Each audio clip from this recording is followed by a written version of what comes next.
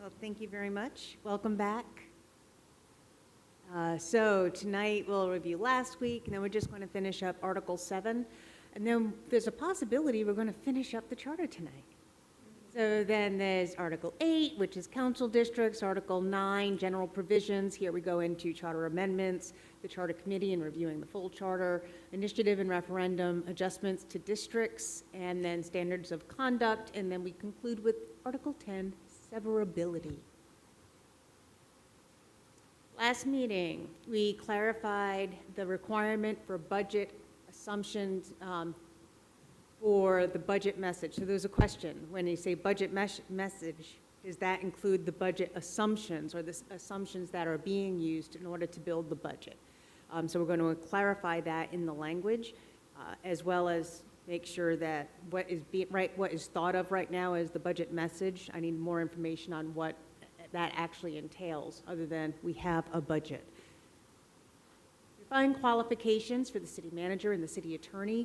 We wanted to make it more narrow and pertinent, but not have a list of every possible thing. So we refined those qualifications and updated them, added required annual evaluations, but not the method of not the type of evaluations. That can be done by ordinance or in their contracts. It does need to be done annually. Search, whenever an opening opens up, whenever a charter office opens up, the search needs to begin immediately at vacancy as opposed to the current 90 days. Then they clarifying that the budget limit, the $15 million budget limit, applies to the general fund, to clarify that in the charter, and we are still waiting for feedback on what that appropriate figure would look like for a limit. And then, generally speaking, throughout the whole charter, but in that one section, it actually gives the definition of electors. Remove electors and use registered voters in the city. That's what we covered last. Am I missing anything? I don't believe so. No. Nope.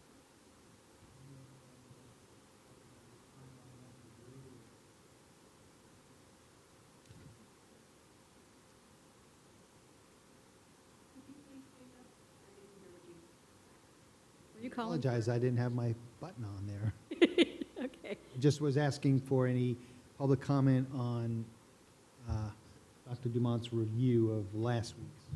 Yes, on the bottom there, to remove electors and use registered voters in the city. The council are registered voters, however, they're not the electors that elected them. I do have a problem with eliminating the word electors in that, because I'm aware of what the provision 3E from last year and all that, and I don't want them qualifying themselves as voters, because they do vote on the panel. So I wouldn't remove the word electors in that part. Thank you. The reason we did was, Jeannie, because we had several people speak up who did not know what the word electors meant, and they were confused. And if you don't read the entire charter, if you don't get to Article 7, where it defines electors, people just didn't understand what it meant. So we were responding to that confusion by trying to write it in plain English. If I may. I think that if, to go along with your line of thinking, if you wanted to say that the council had voting rights and voting rights alone, then that would be worded in there, especially to make it clarified. But in this case, we're letting everyone know that it is the registered voters that that actually get this done in the charter when things get done. It's not just the city council on its own. So that's why it was changed. It was very, there were quite a number of people actually asked that question. Thank you. Okay, so I think we'll move on to tonight's work. Let's get going. Article 7, we are now up to 6 in subsection 6 in Article 7, which deals with elections. So Article 6, determination of election to office. So this is who can, when somebody, after they qualify, how do they determine who's going to be in office? And we all know who gets the most votes, but it's a little bit more complicated than that. So if only one candidate qualifies for an office, the candidate shall be deemed to be elected and shall not be placed on either the general or primary ballot. That means there's nobody going up against that person. Pros, gives you more time, room on the ballot to do other things. Cons, people don't realize that there was an election if you have all unopposed candidates, like, which I've seen that before, that there were no, they didn't realize that we had an election. So, but, you know, this is what is common. I think that if people aren't paying attention, that's their problem. You should be paying attention to who's running. And the supervisor election does a good job in announcing that, because in 2024, I was elected without any opposition. And they announced it was the first time that all the charter officers in the county had been elected with no opposition. So there was a lot of news reports about it. But people, bottom line is, people need to pay attention. Okay. Everybody in agreement? Okay. B, if a primary city election is held and any candidate for an office receives a majority of the votes cast in the primary election for the office, he or she shall be deemed to be elected to the office, and the office shall not be subject to an election at the regular city election. So in other words, you have a primary of 2 or more people. If one person gets 50% of the vote, they automatically win. If they don't, then there's a runoff in the general election. It should be 50% plus one one. vote. Because 50% is just, if you have 2 people, each get 50%, Right. that's a tie. Can I ask a question? Is that Florida statute? Is that a statute It what? of 50 plus 1? That's, if it's just a simple majority, it's 50 plus 1. Okay, thank you.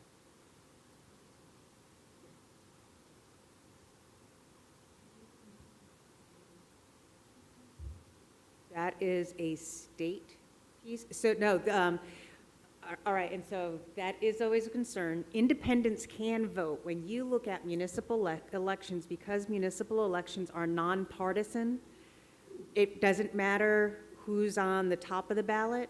Anyone can vote for any nonpartisan race. So that includes judges, that includes municipal officers, does not include county because county is a partisan, but there is nothing stopping anyone who is an independent, a nonpartisan, a Green Party, Save the Whales Party, from going and voting at any election, as long as there is a nonpartisan individual or item. So if you're passing a referendum or an initiative, that again does not, it's not being held for one party or another.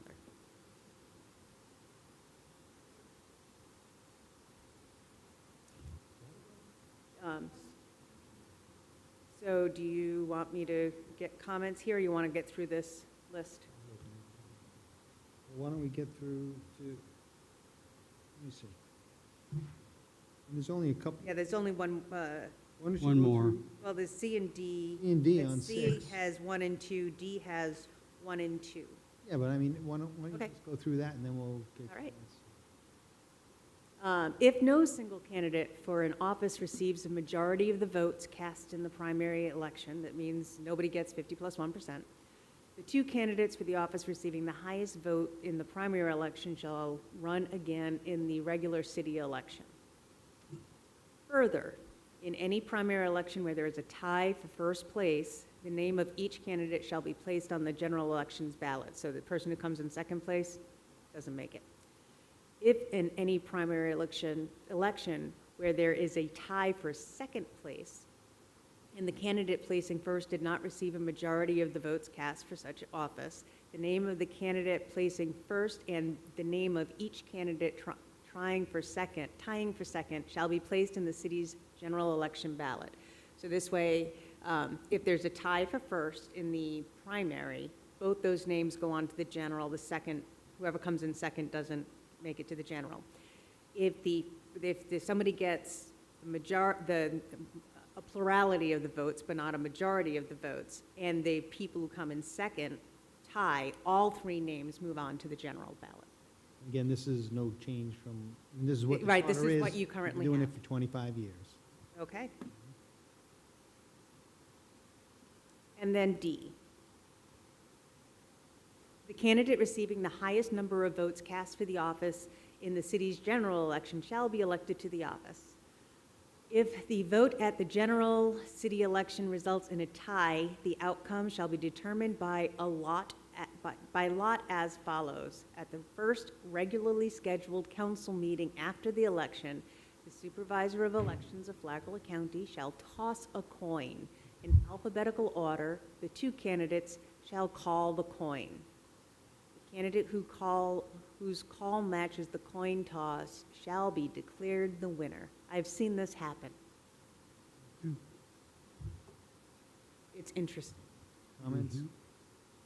Comments, members? Who provides the coin?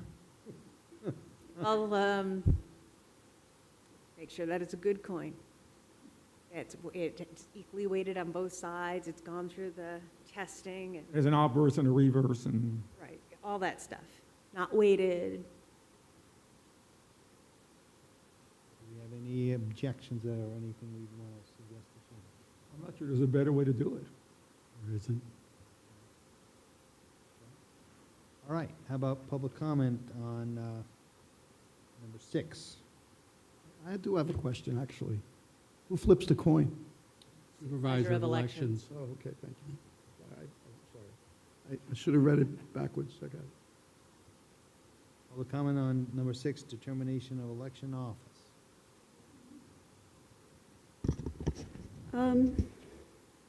I had some thoughts about if only one candidate qualifies for an office. When you have to vote for judges, sometimes you have to say, will that judge continue in office, is a yes or no? Okay, so we could do that too.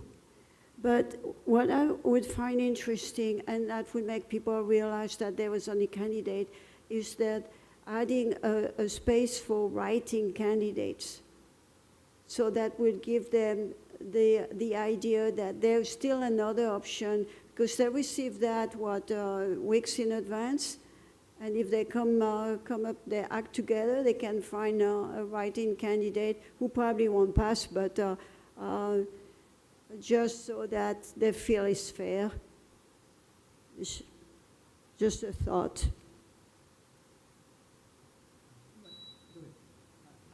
Go ahead. No, please. Then we'll comment. Jeannie Duarte. Last year, I was an independent, and my husband was registered Republican. His ballot for primary and mine were totally different. I had a very few selection, and he had the full roll. So to say that it's going to be on the ballot confuses me, because I've seen what mine looked like last year's compared to his. That's a concern, because I didn't get to vote for the people that I was hoping to go on to the general election. So how can you prevent that, or can you? I changed my voting status since then because of that. But can you clarify that for me? Thank you. Yes, I can. So Florida is a closed primary state, so there are 2 ballots that go out, unless a third party goes through all the hoops there, they can get one as well. But right now, it's currently 2 ballots that go out. There is the Republican ballot that you can vote on, or the Democratic ballot that you can vote on, and those are both partisan ballots. That means that those are party candidates, and only people in that party can select who gets to sit in those seats. And that's on both sides. But what we're talking about here are nonpartisan races. So at the municipal level, there are no Democrats at the municipal level, there is no D or an R after that name. So you will see it on your independent ballot. So what you do get to vote for are all the nonpartisan things that everybody's going to see, regardless of whether you're looking at the Republican ticket or the Democratic ticket. They also get the nonpartisan ones. So what the independent sees is what both the Republican ticket and the Democratic ticket would see. just that the Republican ticket also has Republican things, and the Democratic ticket also has Democratic things. Mr. Martin, you had a comment from before? Because Yeah, my husband and I are also opposite parties, and it's kind of fun to compare who gets to, you know. Yeah, independent voters in general in Florida have very little to vote for in a primary. At the general election, you actually get to then pick whoever won out of the primaries, then you can pick. But that is what happens in a closed primary state, which Florida is. So there is no way for a municipality to say that we want to do it differently, because that is Florida statute. Mr. Martin? yeah, I wanted to respond to Chantal's suggestion about write-in candidates. Candidates, anybody can apply to become a candidate, and you've got to jump through a fair amount of hoops.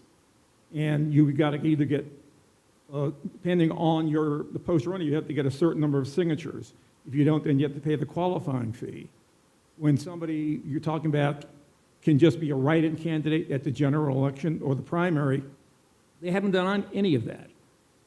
People don't know who they are because there's no biography, there's no information about them on the candidate's part of the supervisor election website.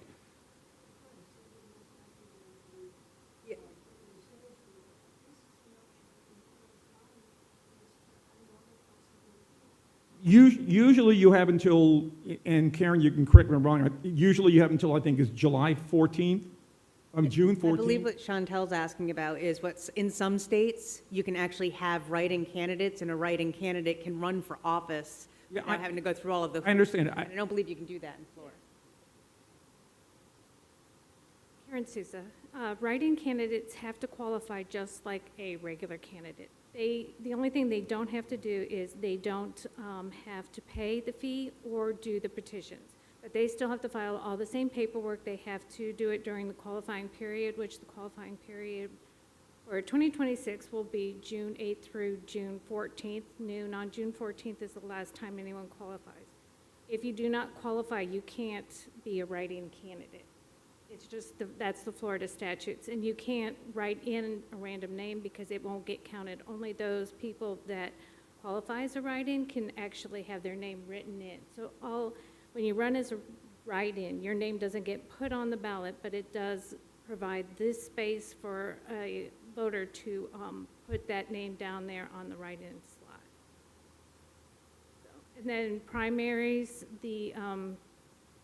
you actually have 3 ballots, because you get the nonpartisan ballot, you get the Republican ballot, and you get the Democratic ballot. And then your nonpartisan races are on all 3 of those ballots.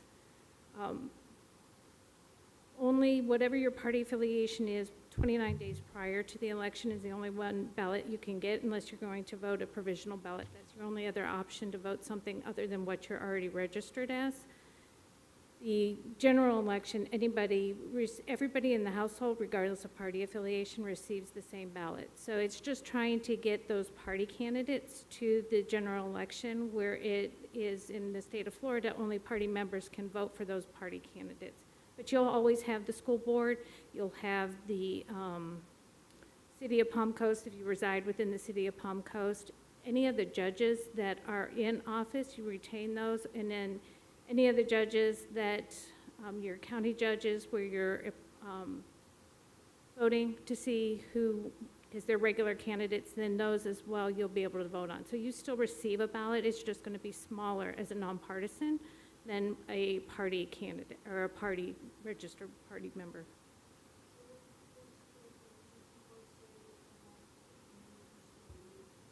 If he doesn't get the retention that he needs, then that goes over to, there's a board that actually will assign and pick who's going to be the judges for some of those, and then they will do whatever they're required to do. I'm not 100% sure how they pick Judicial their review. individuals, the judges. Well, again, that's not germane.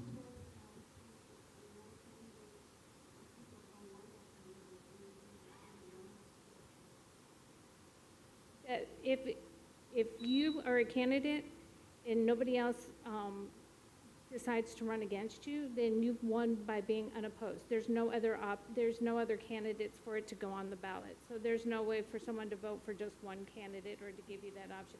If you are adamant that you want another candidate, then you need to have somebody else step up to run for that office seat, so that there's opposition, so that it can go on the ballot. So you would have to see about getting somebody else to apply to, and qualify in order to run for that office seat.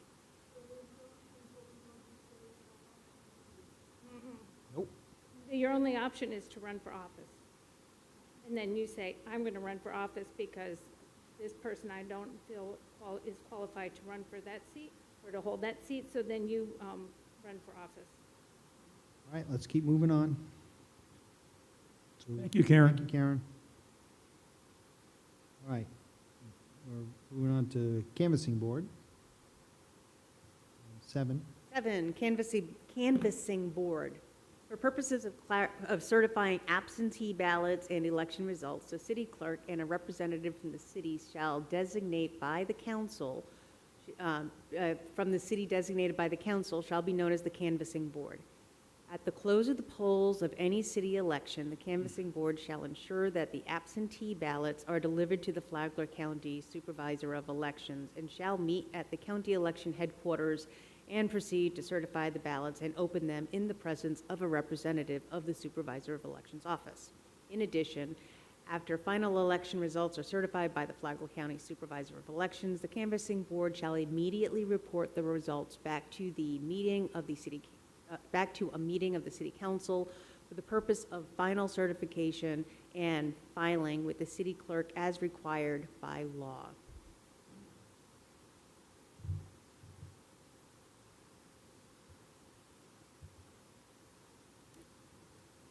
Comments? Nope. All right. Okay. So I think we'll, Okay, and this is the city canvassing board, city election. Which really means a special election because Right, because otherwise it's going to be a county election. So this only happens if it's a city-only election. Otherwise, it goes to the Supervisor of Elections. They're the ones who oversee everything. all right. I think that's pretty straightforward, I think. And it follows the regular statutes. Go ahead, Jean, please. Just on item 7 here? Yes. Okay. So it says to open in the presence of a representative. Is there a way of doing like a minimum of 2 or 3 on there? those meetings are open to the public. Anybody can go and watch the ballots being opened. Oh, okay, You're talking about a representative of the Flagler Supervisor elections. right.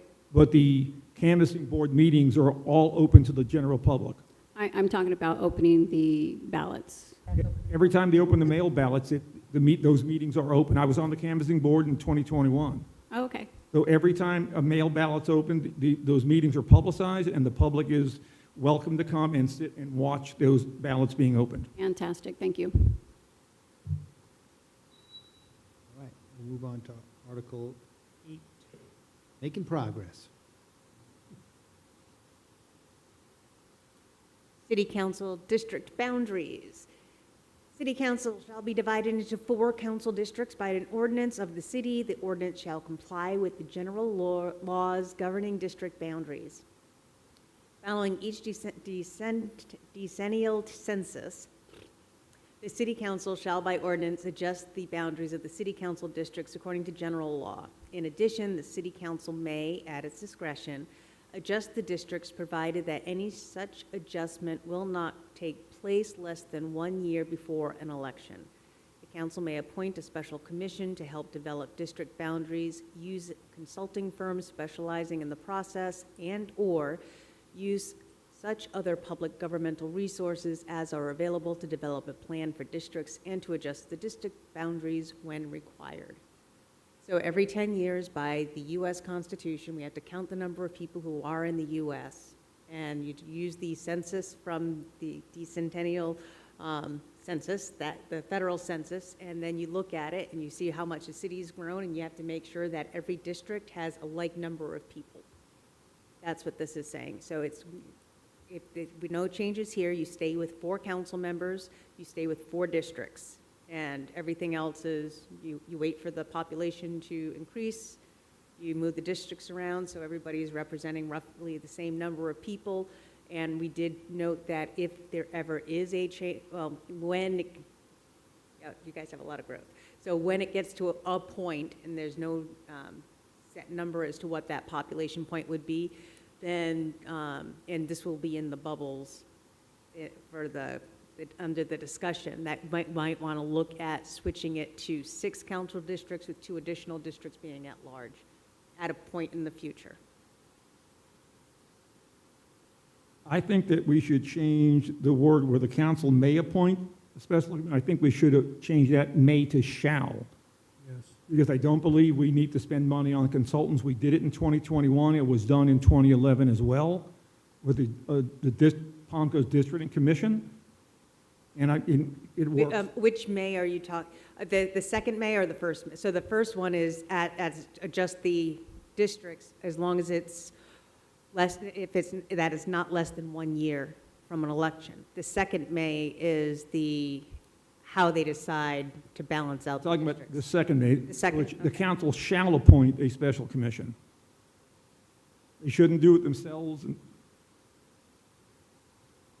it's worked Any- fine for the past 2 census. Comments on that? I agree. Pretty simple. Yes. Everybody's in agreement? Okay. Anybody have any public comment on Articles?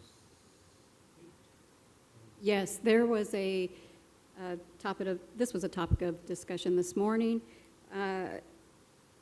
District council representatives should represent their districts, not be completely at large. There needs to be some representation within their districts, and at least 5% of the revenues generated in each district should stay in that district. Say, like I wanted to do a fundraiser with my district if I were to be elected, and fund competition between other districts. If we raised X amount of money for a particular project or something, those funds should stay in my district and be dispersed within the projects in my district. So that's a thought, because a lot of the council members, once they're on board, they're at large, and our community is not happy with that. May I comment? So she's brought up things that had been also discussed in some of the citizen meetings. So here the problem ends up being, or the problem we're trying to solve here is that when people get elected from their district, they no longer are really only looking at their district, and at times are not even looking at their district. Part of that is because, name recognition, they're not worried about the next election. So there are a couple different ways that you can address this. One is that only the people in that district vote for the district representatives. In that case, the mayor would be the only at-large candidate. And that would ensure that each district representative solely focuses on their district. And when they are a body of the city council doing the city's business, they have to figure out how each district can move forward for a better Palm Coast community. That is the best way that I would say to make sure that they are staying in their district. With regard to the fundraiser and raising funds for a special project and such, that does not go into the general coffers. That goes, you would form a nonprofit organization. You can form a district nonprofit organization that then raises funds, and those funds would be used in the manner that was said that those funds would go to. So if you are raising funds to do an add-on or build a new swing set in the park because the city says, nope, your park was already done 3 years ago, we're focusing on these other parks as according to our CIP plan, and you're like, no, we really want another set of swing sets because we've got some great kids over here and they need swings, then you can form this nonprofit, raise the funds, and because the purpose of that was to purchase a swing set, it would stay in that district and purchase that swing set. When you form a nonprofit in Florida, you need to have 3 board members file with the federal government as well as with the state government and get a certificate that notes that you can raise funds. So it's actually not as simple as one likes to think it is, but that would be the avenue if you're trying to raise funds just for one district. If, on the other hand, you are hoping that when the budget is being voted on, and when they're voting on that budget, they could guarantee X amount of dollars or X% of the budget goes to each district, that is something you think that can be done.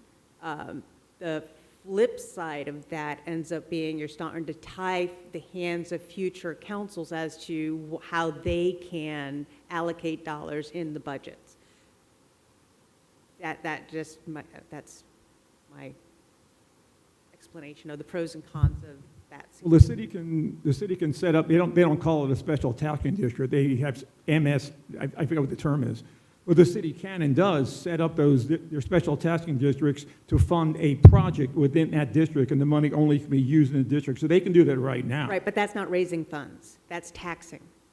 So what I understood her to mean was that they're doing a fundraiser.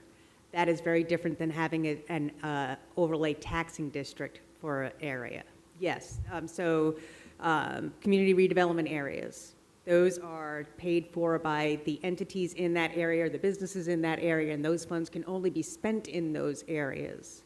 That's very different because it's a tax versus a fundraiser, and she specifically said fundraiser, not a tax. Would that be also done by ordinance instead, if it was just Which, the money appropriated for each district, like, let's say 5%, as she asked. yes, you could do that by ordinance. By ordinance. And you could say that each council member gets X amount of dollars just to spend in their districts. Some municipalities do that, and it's kind of like each council member's little money that can go to specific things. So it's like 50,000 or 100,000 for each district, and then the people within that district seek out the elected representative to say, well, these are some projects that we think that money should go towards. But not required to be in the charter. No. It's, I guess I'm more simple than most people because the way I see it is a fundraiser. If you want to do a fundraiser and, I don't know, buy something for something in your district, if you designate it for the county to be done and spent a certain way, I'd say the council would be kind of far pushed not to spend it that way if you're giving it to the city. You can go through everything the doctor has said and set up the special things, but good example. I was involved where there was a crosswalk that the people wanted put in by regulation, but they wanted a crosswalk in a certain place, striped out and designated and all that. They raised the money. They went to the council and said, there's the money, now do it in accordance with law. And that's what they did. I had one where they bought bricks for sidewalks and parks and things like that. Philadelphia, they ran one where you could buy a pothole And fill it yourself. and fill it yourself. Now, if you're going to do that, you have to make sure that you do have the mechanism, that a municipality has the mechanisms to be able to take charitable contributions. Not all municipalities do. With going back to the question about district representation versus at-large representation, I think you'd have to really think seriously about that, especially when it comes to taxation, for example. If I only got to select one of the four council members, the council has taxing authority, it has taxing power. So, and it just requires 3 votes. So I would want to be able to have a say in who those people are making those decisions about taxing me or spending my money, my taxed money. And if I only have one representative that I get to elect, then I don't really have the ability to, other than moral Technically, you have suasion two. well, you have the mayor, correct. Well, you'll have 2, your district and your mayor. But you don't certainly have the majority, and Right. so I would just, I wouldn't want to give up that as a voter, and as a citizen, I'd want to be able to have a say in all of the people that represent me. So Yeah, that's, I'm not saying there's a right answer or a wrong answer. Correct, but correct. that is one of the solutions. Or Yes. the other, another one is to keep it at large, and you cannot force them to pay attention only to that district. There's just no way to do it. Chair, the good thing about having them from a district, but voting at large, next election, you don't like what they do, you get a new person. That's why we have elections. That's the pressure on them. You're not going to get elected to go for anything if you're not representing the people you're supposed to represent.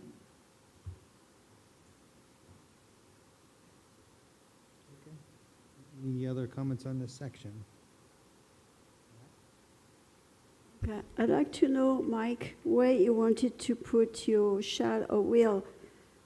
So if I go back to the sentence, following each decennial census, the city council shall by ordinance adjust the boundaries of the city council districts according to general law. In addition, the city council will, No, not that May, the next May. oh, may I this discussion, That- adjust, okay? The sentence starts, the council, right now it says the council may appoint the special commission, Okay, so in that case, the council shall shall appoint. appoint a special commission. Yeah, so what you're saying, Mike, is that there's no option. They can't just say, well, we're not going to ask for, citizen input, we're just going to hire a consultant and they're going to have us redo the districts or suggest the way the district should be redone. And you want to have public participation in that. Correct, Yeah. because one person, one vote is one of the fundamental elements of American democracy. So what I don't want to see is the city council deciding to do it themselves. I mean, they do get to vote on it, just like they'll get to vote on what we're doing. Right. But it's worked well for the past 2 times that I've been here, and I think it should be mandatory that a district and commission of citizens be set up. Agree. I agree. So shouldn't it say citizens? Shouldn't it be more specific and limit the ability for the council to seat themselves like they've done before? Shouldn't we word it in there? Or like maybe put the council shall appoint a special commission of City residents, registered, what was your Registered term about it? voters. Registered voters. voters. Yeah, whatever, just clarify the sentence a little bit more. Does that make sense? Yeah, Yeah. yeah, because it's been done before. Yeah. Okay. All right.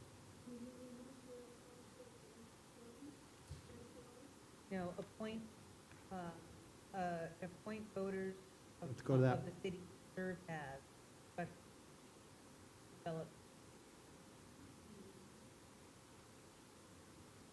They could still hire a consulting firm to provide data and information, but that's not, The city staff did a great job, and they gave us all the information we need. The only thing that they did not do was to look at the active file candidates. They made sure that all of the sitting council members were going to remain in their district, but they inadvertently missed one active voter who would have moved out of District 2, and that was the seat he was running for. So we noticed that, and we instructed the staff to go back and redraw that boundary so that gentleman would remain as an active file candidate for C2. right. understood. Yeah. But other than that, the city staff did a great job. Right, and this does not preclude that. It just says that the council has to, if with the revision, would have to form a special committee of registered voters to either use staff, get a consultant, overlook things. Right, yeah, it would not tie their hands. They could, but personally, I don't see it's a waste of money, in my opinion. We've done it well by ourselves, and it works. Okay, so we'll move.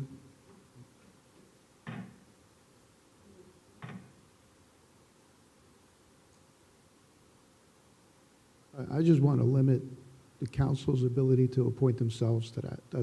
That's the only thing I'm concerned about, because that's really in the crux of Chantel's question, really, is like, who are they going to appoint? I mean, I Yes, just want to make it real clear. yeah, they're on the same page. Yep. Yeah. Okay. All right, we'll move on to Article 9, General Provisions.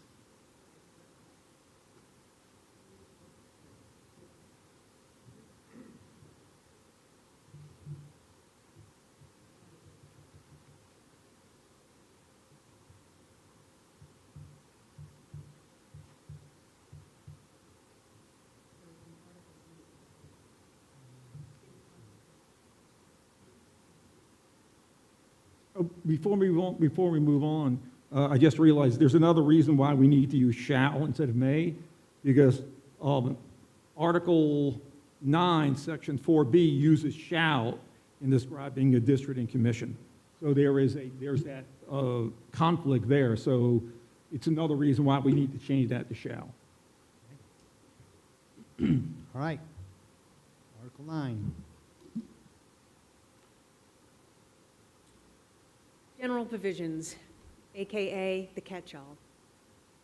So first is the charter amendment. So this is needing to amend the charter before doing the full charter review. So this can be adding anything or changing any one thing in the charter or more.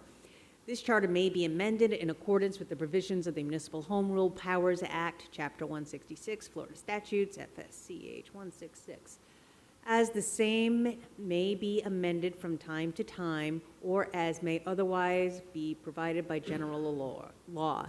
The form, content, and certification of any petition to amend shall be established by ordinance.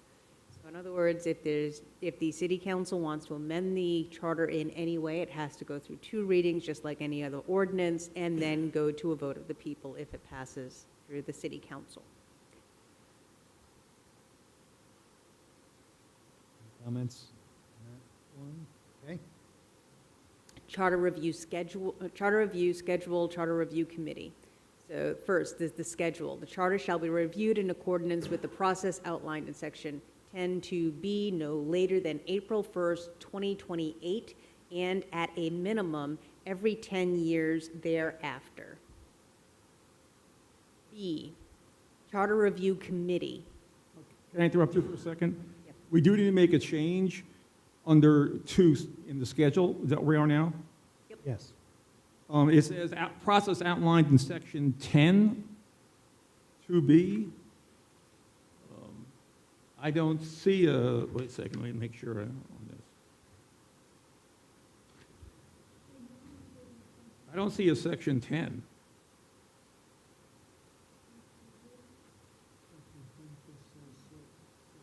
Maybe it's supposed to be, You know, that's severability. Yeah, that's a weird, somehow that has to be cleaned up. That's a non sequitur right there. Yep. Good point.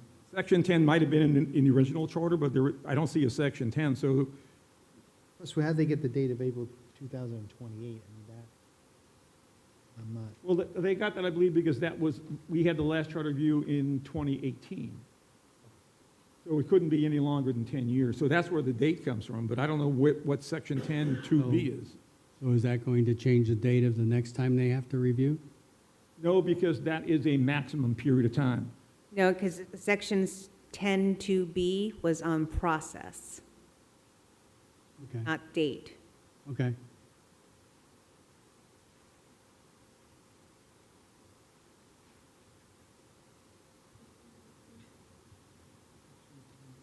It refers to a section that doesn't exist.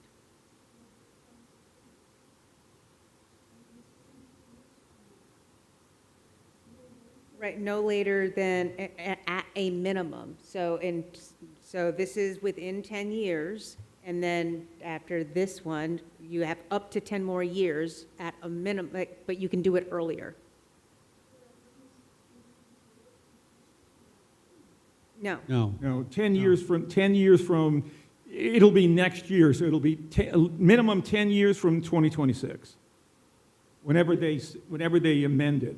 this was just making sure that by 2028, they did have a review. So what we could do here is just clarify it, saying the charter shall be reviewed through this process every 10, at the very least, every 10 years. Yes, you can take Instead the of date out. just take the date out of it.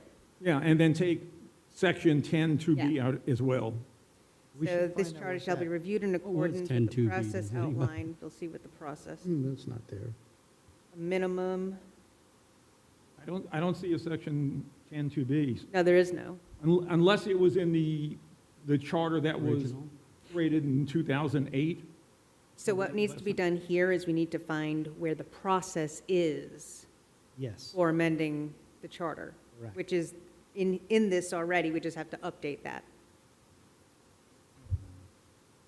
So how is it gonna reflect now? Hold on one minute. All right, so under schedule, the charter shall be reviewed in accordance with the process outlined in, we'll find it, every 10 years at a minimum. Yes. Works for me. Can they do it multiple times? Yeah, at a minimum. Yeah. So whenever you think whenever they think enough changes have happened, that it's time to look at the whole charter, that would be at the minimum. Now, if just one piece that they want to change in the charter, they can do that by a regular charter amendment. But this is specifically for developing the Charter Review Committee.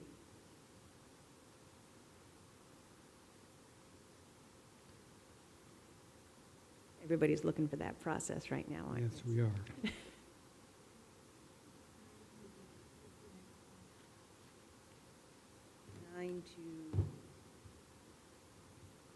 Charter Review Committee.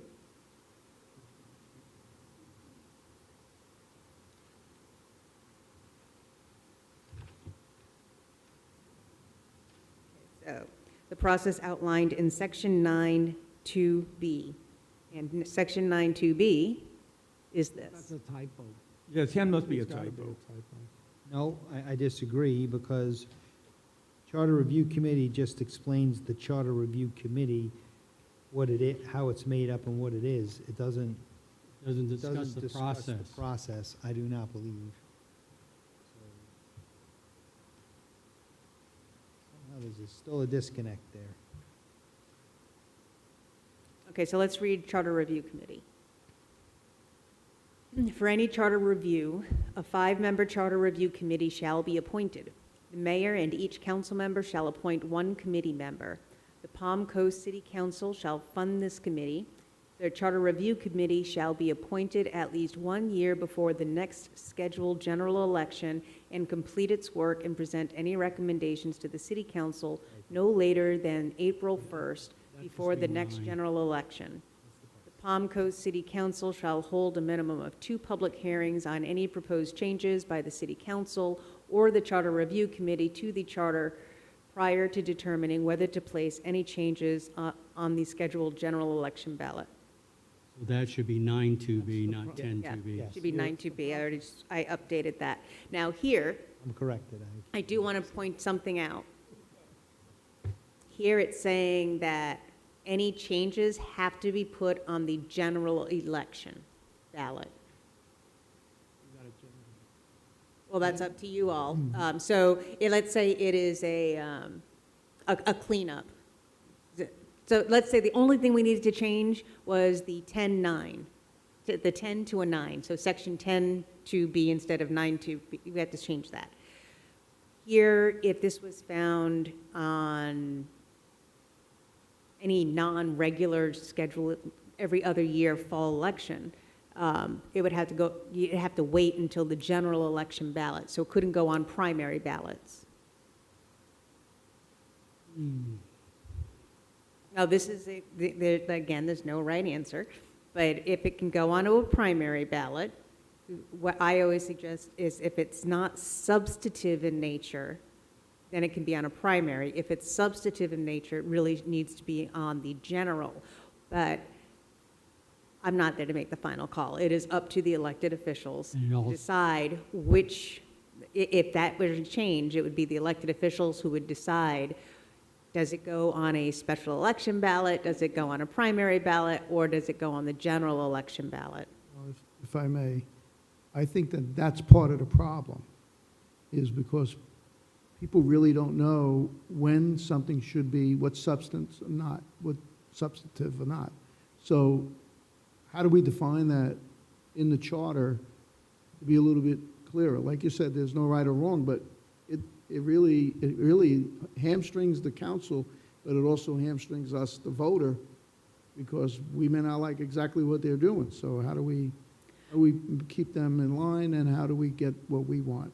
Right, like a substantive change, if you just go by the regular word of the regular definitions, if it's changing something, 4 councils to 5 councils, taking out term limits, putting in term limits, changing the debt limit ceiling, all of those are substantive changes. Non-substantive changes are cleaning Scrivener. typos and things like that. Scrivener's errors. Yeah. So it does not change it whatsoever, it just cleans it up. And it forces it on the general election. Right, this forces all charter voting only to a general election ballot. Which is good, because that's where the majority of the people Right. come out to vote. You know, If we had it in the primaries, they could squeak something through. That's why I'm like, but even if it's a Scrivener's error type thing that that you want to have voted on, you will have to wait for a general election. Yeah, I just wanted to get it on the record Yeah. Okay. Yeah, yeah. as to why. So when you look at it that way, the majority of the people, like Perry says, vote in the general election. Yeah, the general elections have the highest turnout. And decisions like that should be determined. Okay? Just wanted to point that out to you.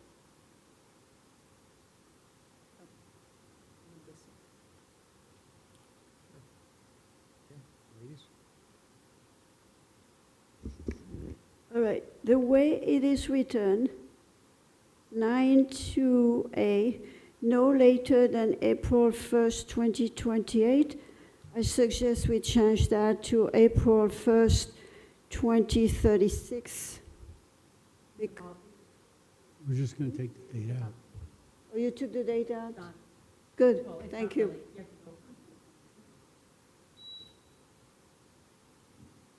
Just as I've been saying, this actually ties the hand of this panel because it's for the general election. So to put any major changes on this next referendum is not going to fly because it's not until 2028, as I've been saying, as laid out in the charter. So honestly, bringing anything up to this next April is really a year too early. We need to literally, anything that's major, other than typos and clarifying, any major changes needs to be set for the next elected officials that are here. Currently, we have 3 outgoing council members, 2 of which are appointees, 3 who have appointed you all up here. You have done an amazing job on this. This has been great.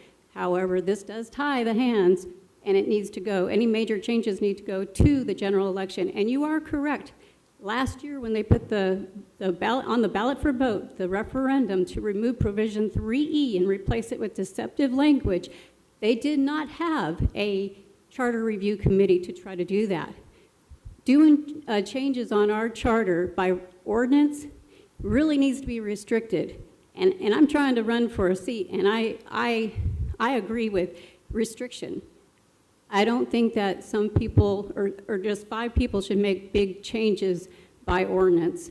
So this needs to be looked at carefully, and any major changes really need to be held out till 2028. Thank you. Okay, I'll make that clarification. General election does not mean presidential election.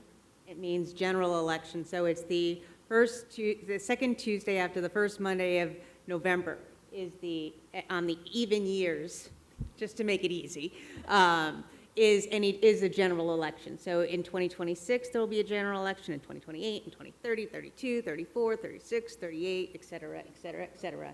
Those are all general elections. So with regard to council changing by ordinance, it still has to go to a vote of the people.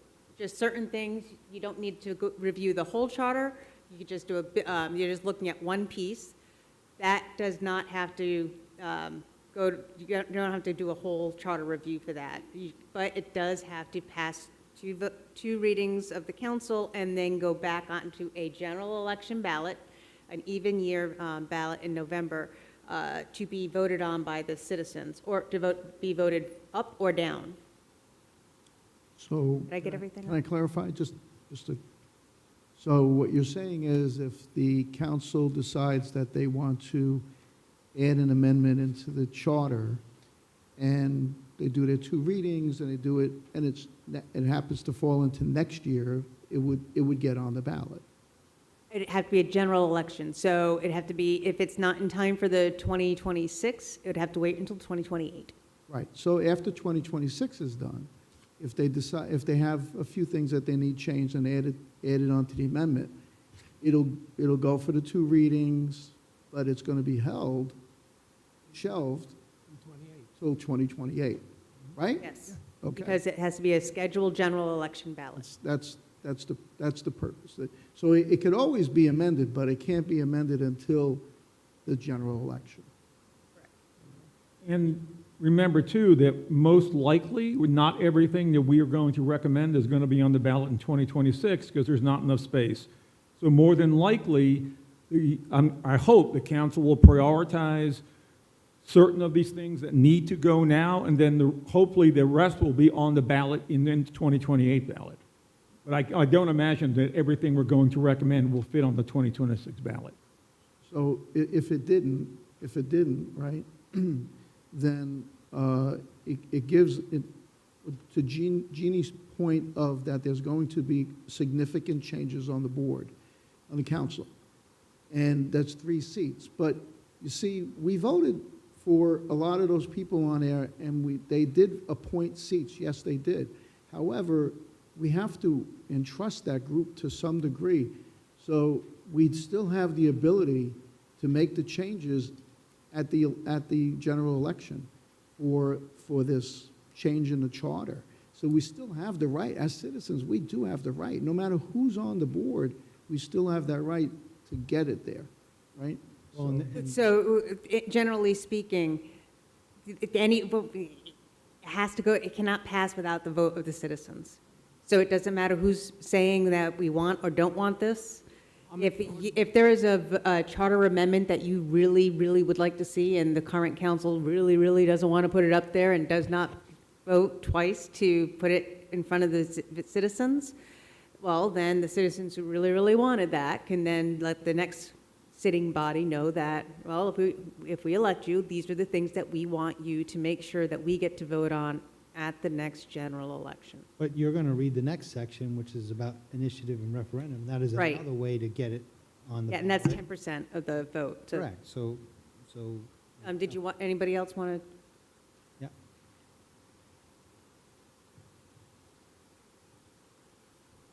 Tony Amaral. Just so I'm clear, though, first thing, we have to remember, this charter that we're all basing on, that was done before even the first official of Palm Coast sat down. So to have a charter review and done before 1 or 2 or 3 council members, it's a process to get done. If that's the case, then we can't do it the following year in 28 because there's going to be 3 new officials sitting there also because seat number 3 is only for a 2-year term because it's finishing out a appointment. So we can never just wait, so I want to keep that in mind. Also, is there a possibility to have, for instance, the section 10(2)B changed during the primary and then more substantive stuff done during the general election coming up? Because that way, obviously that needs to change, and we're not being hampered by how much can get on because one line item will have to be changing 10(2)B to 9(2)B, yes or no, and then that way, so I'm just an idea. Thank you. There are a couple of things that we need to fix. For instance, the contradiction between, I believe it was Section 4 or Section 9 and Section 8. So there are a couple of things that I guess if we won't, but the problem is we would have to change the charter to allow that because it says a general election. So we wouldn't be able to do that for the 2026 election anyway. We'd have to wait till the primary in 2028. The general election in 2028. General only, no primaries. No, but there's no primary in 2028? No, you can't put a ballot initiative, you can't put a charter change on a primary. According to this, it can only be on a general election ballot. But if we change the charter and that got on the ballot and was approved in 2026, then it could be on a primary in 2028. Or like you said. Not the clean up- primary. Because according to this, charters determine whether to place the charter on the scheduled general election ballot. But if we chose to change that, Right. and the then- council went along with it and changed it in the 2026 election, and the voters approved it, then we could do cleanup type things in a primary in 2028. Right, but that's not what this. Not what it says now, I know. Okay, just wanted to, because like the general consensus was you wanted to keep it on the general elections. And I agree, but if there was something, for instance, it's basically a no-brainer. There is no Section 10, so it has to be changed. But you still wouldn't be able to do it even though it's not substantive. No, we'd have to wait till, at the very least, till 2028. I mean, it would be very helpful to be able to clean up a lot of language and small things, to finish it in a primary, but it's, like you said, it's not the way it reads right now, so we're kind of stuck with it. I guess it's at the next Charter Review Committee, maybe.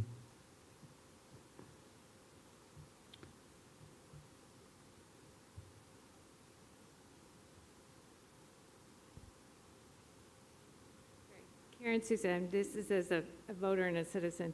Using the primary, I would be leery about trying to use a primary election because you can manipulate the ballot language to try and indicate something that could be more substance to be less substance, so you can try and place it on to a ballot that is going to have less voters that will be voting, so that you can try and push something through that you feel needs to go through, not you as you, but as the council, so that you can get what you want to go through instead of allowing the voters to have all the information and as many voters as possible with a general election ballot. That's just my opinion.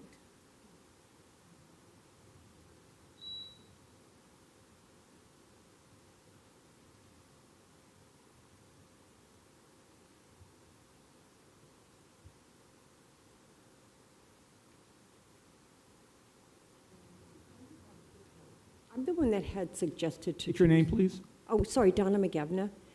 I had one that had suggested to Teresa the concept of having alternates in the event someone could not fulfill their role.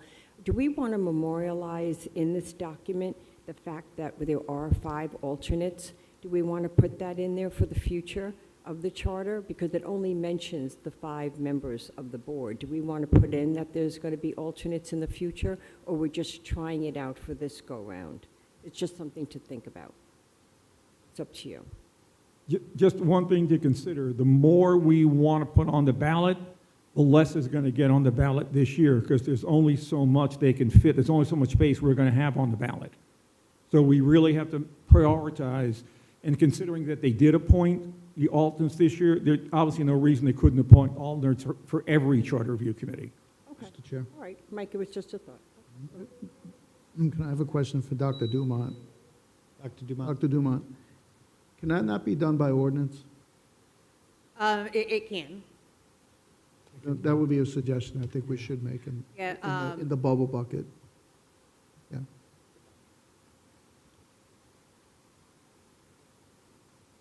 All right, let's keep going and move on to number 3, initiative and referendum.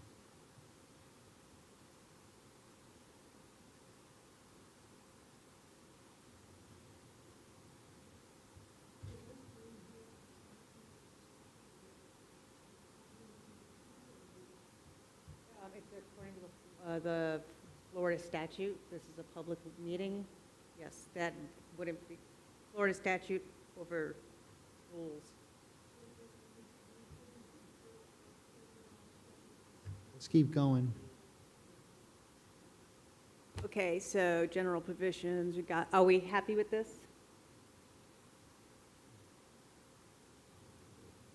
So no change to this? Talking about Part B, correct? Yes. Okay, general provisions, the third one, initiative and referendum. At least 10% of the qualified, just for the sake of the audience, an initiative is something that the citizens initiate and try and get the council to vote on things, or if they don't, then then it goes back to the citizens. A referendum is when the council votes on stuff, then it has to go to the citizens for approval. So at least 10%, if you want to do an initiative and or referendum, At least 10% of the qualified electorate of the city shall have the power to petition the council to propose an ordinance or to require reconsideration of an adopted ordinance or to propose an amendment to this charter.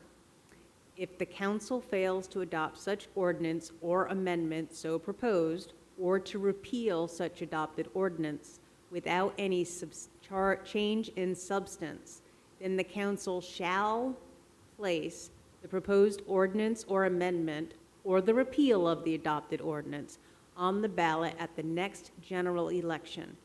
This procedure for such initiative or referendum shall be established by ordinance.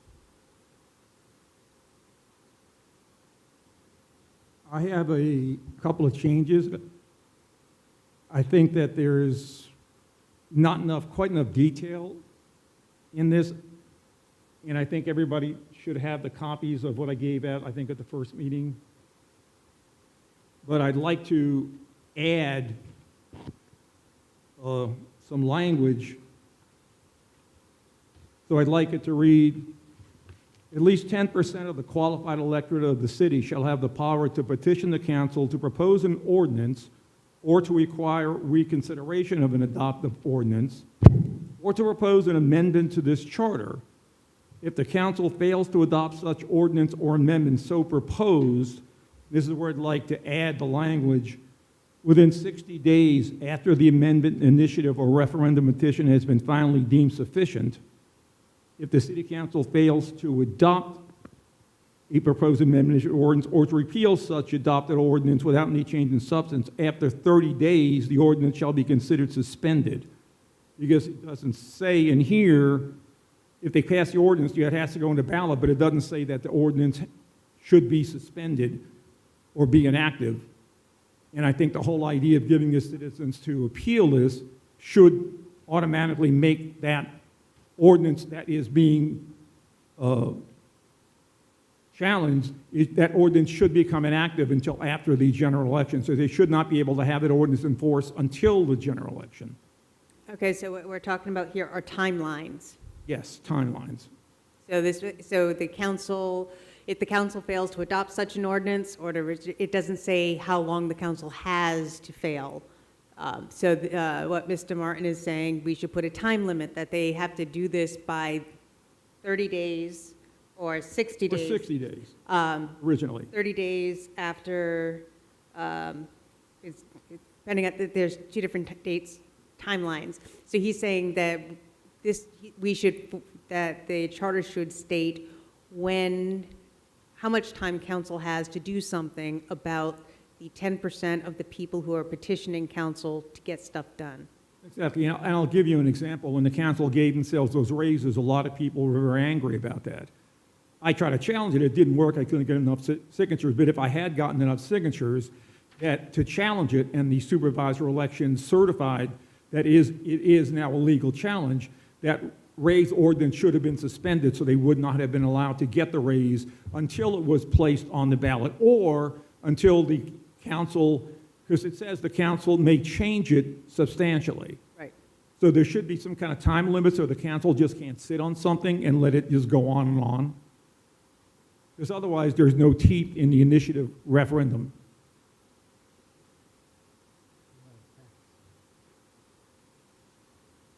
I think no matter, if you're going to propose an initiative or challenge an ordinance, I think it should apply to all ordinances. Pretty much put the entire council, the council's entire work in abeyance for at least 60 days. Is your mic on? Is your mic on? It is, I apologize. So, and again, I'm just reading it. I know you gave it to us, Mike, but it's been a little while. Yes, yeah. So, does that mean pretty much all the work of the council could be held in abeyance for 60 days? Well, you've got to remember that it takes a while to get an ordinance certified. You need to get 10% of the registered voters. I know that used to be about 69,000. This is in 2022, so it's going to take a while to challenge it. You said ordinance, you meant Any ordinance. petition. You can challenge any ordinance. Right. or you can require a reconsideration of an ordinance. But in order to do that, it's going to take several months, for people to go out there. You've got to go to the city, you've got to create a petition. The city now, they didn't have it when I did this, but now they have procedure, they actually have a petition form. Then you have, Okay, I apologize, I understand. You're talking about an ordinance that's going to change the charter. no, I'm talking about any ordinance. This gives the city voters the right to challenge any ordinance that the city council creates, So you're including the budget. including, well, yeah, it doesn't say that, but it says, propose any ordinance or require reconsideration of an adoptive ordinance, or to propose an amendment to this charter. So there's three things you can do. That's my point. So in other words, you basically hold in every single ordinance, all the entire business of the city council hostage to this. No, you would have to have a separate petition for each and every ordinance. And that's just not going to happen. But I think it opens the door to really holding the council's, ability to continue to do business, because they can get threats all the time. I don't think I think that kind of slows it down a little bit. Maybe, I understand. But maybe it should, because they're representing us. If they do something that we don't approve of, and you can get 10% of the voters, you can force, that's what it says now. Has it ever happened? No, I'm the only person that ever did it. You are the only one that ever tried, that's right. So I doubt whether this is going to be a serious threat to anybody, because I can tell you for a fact it takes a lot of time and a lot of money and a hell of a lot of effort to go out there, and I don't know what the registered voters in the city are now, but I would imagine with the growth in the population in the last 3 years, you're probably going to need close to 9,000 or 10,000 signatures. And of course, you have to get more than that, because some people won't sign it, with the correct signature, and they'll throw them out.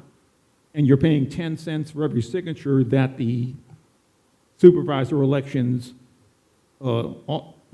authorizes. So it requires quite a bit of money.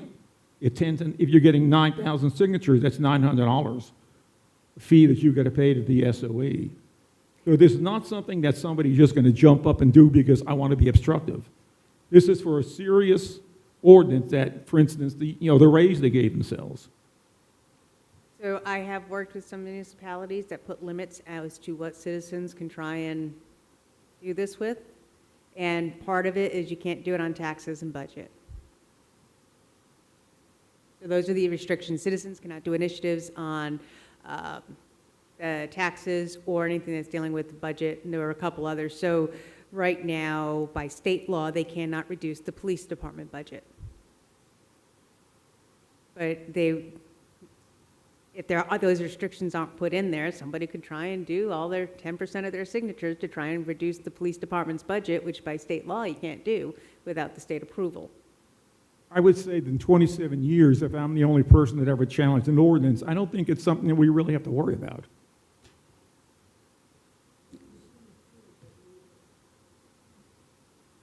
So I would not suggest, I know it is a big number, but the whole purpose of this is whatever move council did or did not do should be at such a level that at least 10% of the registered voters in the city should be up in arms enough that they're going to force the council to reconsider. it should be hard. It should not be something easy. I was answering. Yeah, and I know Chantel asked the question. I think it should be hard, but I do think that in a democracy, if you can get 10% of the registered voters to sign a petition challenging an ordinance, that should be reconsidered, because obviously instead of saying, well, wait 2 or 3 years and you can vote them out, this is in here for a reason, because it gives the citizens of this city the power to challenge the actions of the city council. Nope, not time yet. You have to wait till public comment. I just don't think it's realistic that you're going to tie up the city council because you're going to get 20 different challenges to ordinances. It hasn't happened yet, and I'd be surprised if it happened in the future. But it's a powerful tool to give the citizens of this city, and I think that it needs to be some timelines need to be set to make it a little bit more effective, to make sure that the city council can't be obstructive by saying, well, we'll consider it, in 6 months or something. Because there's nothing in here to prohibit the council from doing that. So you're stating to set like 60 days or 90 days for the council to move on a petition of the 10% people, right? Yes, so if the council fails to adopt the ordinance or amendment or reject it, within 60 days after the amendment, initiative, or referendum petition has been finally deemed sufficient,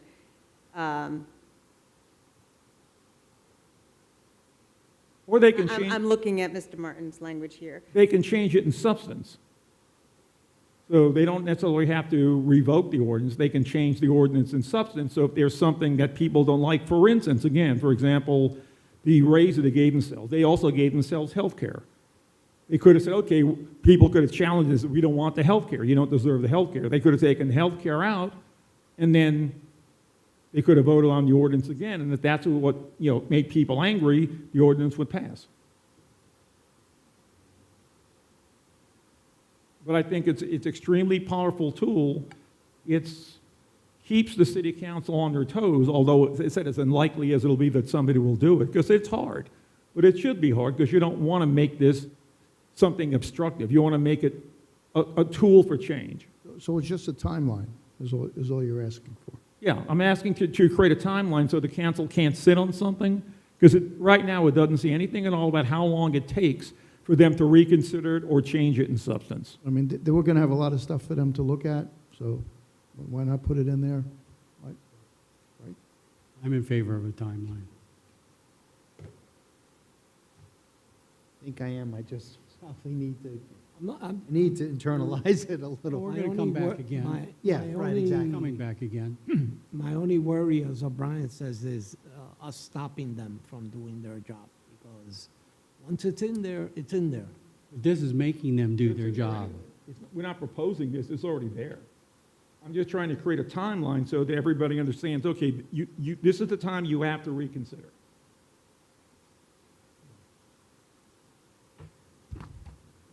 Like the chair, I'm for it right now, but I want to think about it too. Well, we're going to go back and reconsider all of this, so. I know, that's what I said. Yes, exactly, so, but good dialogue, and I think I'm there on your point, so, but that's just me. All right. So why don't we had a pretty long discussion there, so we'll take public comment on this section here.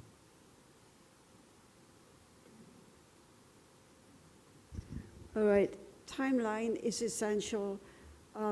Tomorrow, during the council, they're going to discuss a project that started almost 20 years ago and has not been resolved yet. So they can drag something if you don't put any timeline in front of them. So I would say timeline, absolutely.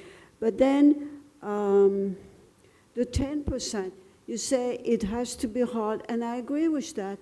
But with the increase of population that goes so fast, I mean, if you have a population of 100,000 people, oh God, so you look at 1,000 signatures. If that population increases of 40,000 people, that's already 400 more. I mean, it's insane. At some point, we have to set a limit on that, because nobody will be able to do it ever. It would be a lot more time and a lot more expensive, sure.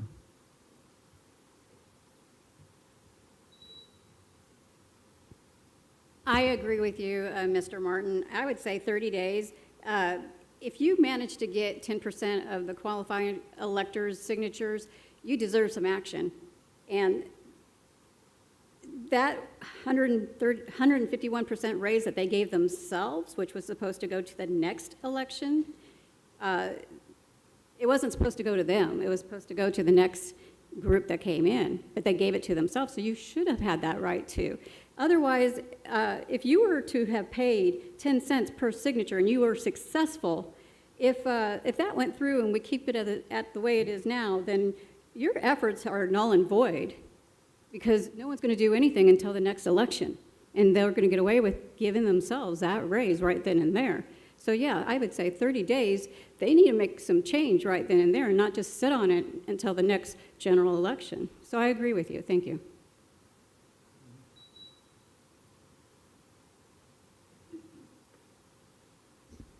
I would say we have to do 60 days. I do like the time limit idea. It has to be 60 days because there's notification, readings, everything else, workshops, and 2 readings. So 30 days will just be very handcuffing. So 60 days.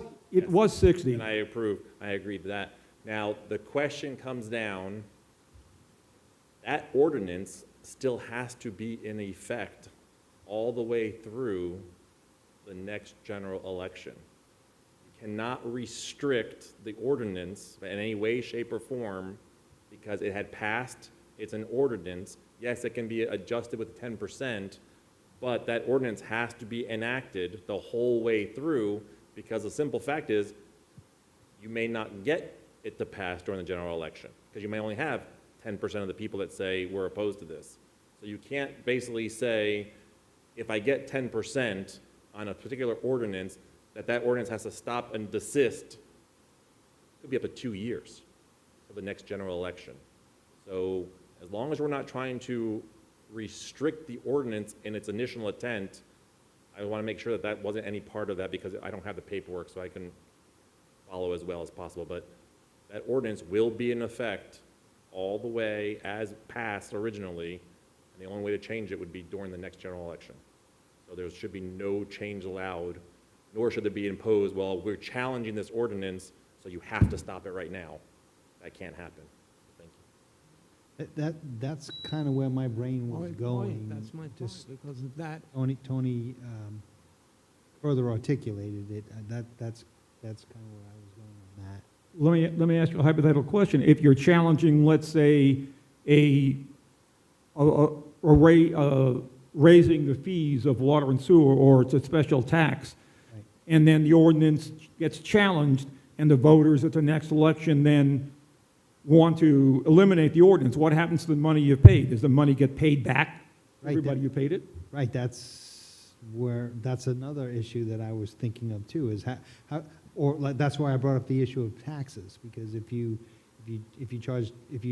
was an ordinance regarding fees or taxes, how do you unwind that if it's, if it's already on the books for a year and a half or 2 years or whatever it is? I don't know how you do that. I don't think you can do taxes with state law. You can do fees, but you couldn't do the taxes. Yeah, So that's 2 different things. State law restricts what you can do with taxes. yeah. You want to be very careful when you start talking about things like that, which is why in other councils, they explicitly say, these are the things you cannot try and repeal. And I You would want to not, repeal the hours that dogs can go on the beach, fine. But when it comes to money, it's not a smart move to start trying to pull back dollars by popular vote, because that's really what that ends up being. Because that really does tie the hands of the city in trying to do things in the future. The best way to let your ire be known about funding stuff and spending of dollars is to vote people out. Not by initiative, because then you start getting into a lot of trying to unwind.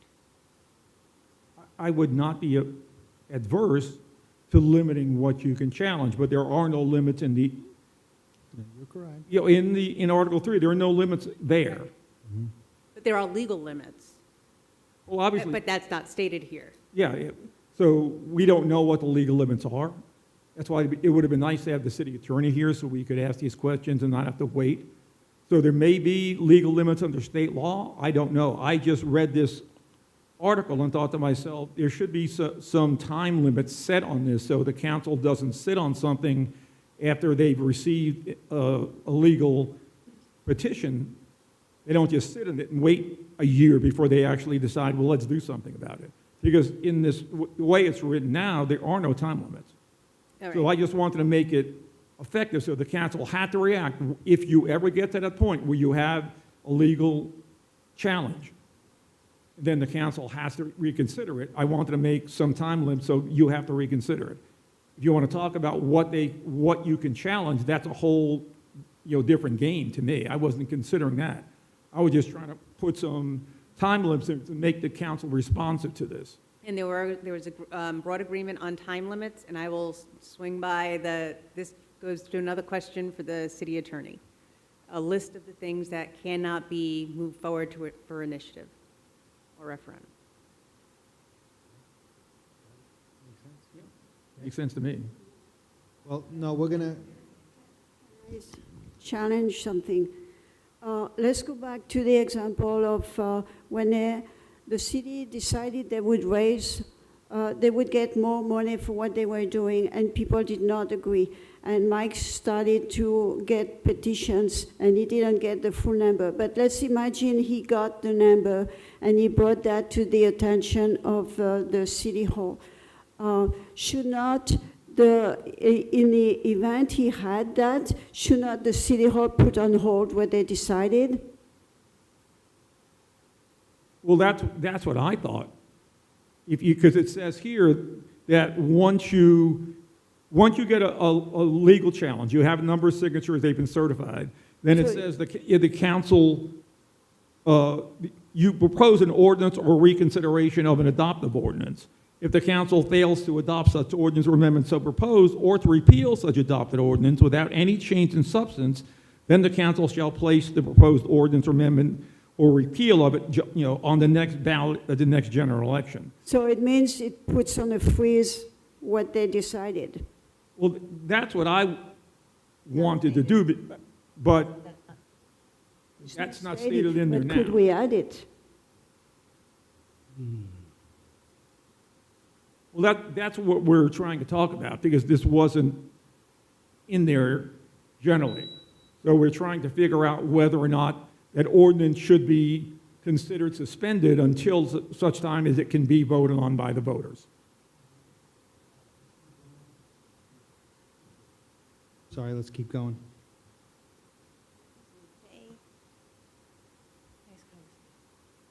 All right, number 4, adjustment of districts, number, commission, report, support, procedure, failed to enact, effect of enactment.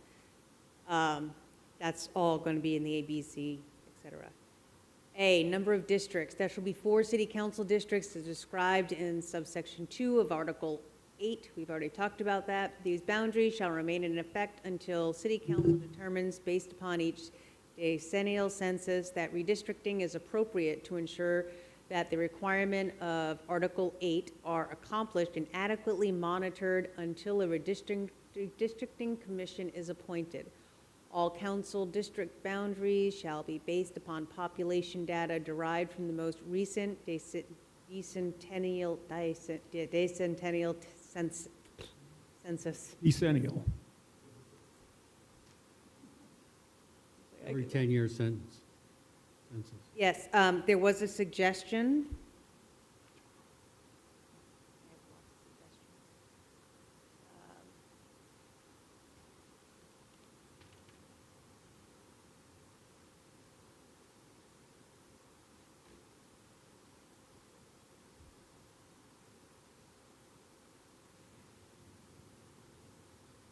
Do you want to, no, that was the petitions. Yeah, all right, nope, never mind, that was a suggestion for a different area. I take it back, no suggestion. There is no there's no, the reference is not right. There's no subsection 2 of Article 8.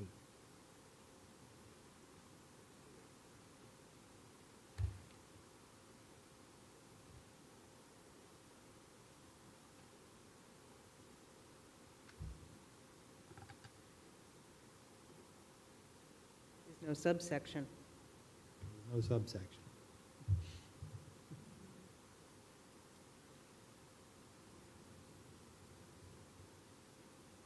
Oh, number of districts.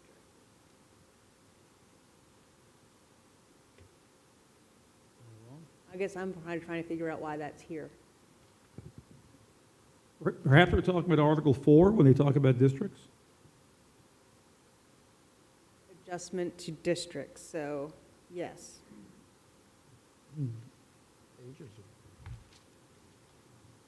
Yeah, the pages are right.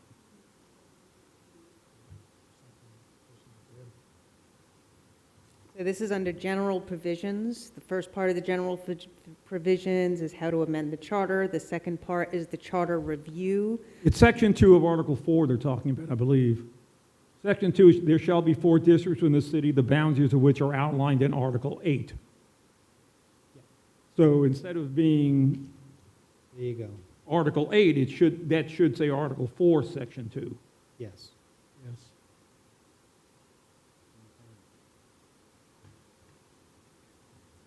Got that, Dr. Demott? Got it. That's a Scribner one to fix.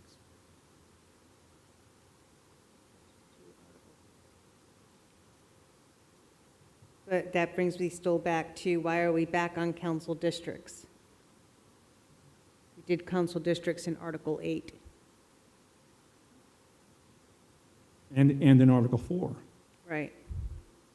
I'm trying to understand the rationale for it here as well. We've already talked about the number of districts. Perhaps because it talks about the districting commission itself. Or the adjustments. Just an error in the past. The districting commission was also covered in Article 8. Oh, not the process.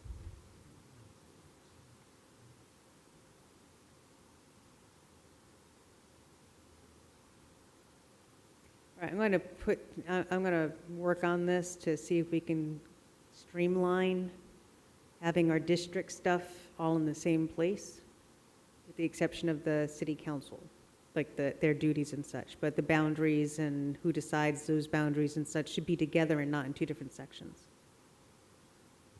I agree on that. Yeah, something's wrong there. Okay? So knowing that it needs to go to the other section, let's just go through this now so we can somehow merge the 2 later. All right, so we already know that we want 4 districts. Not that right citation there.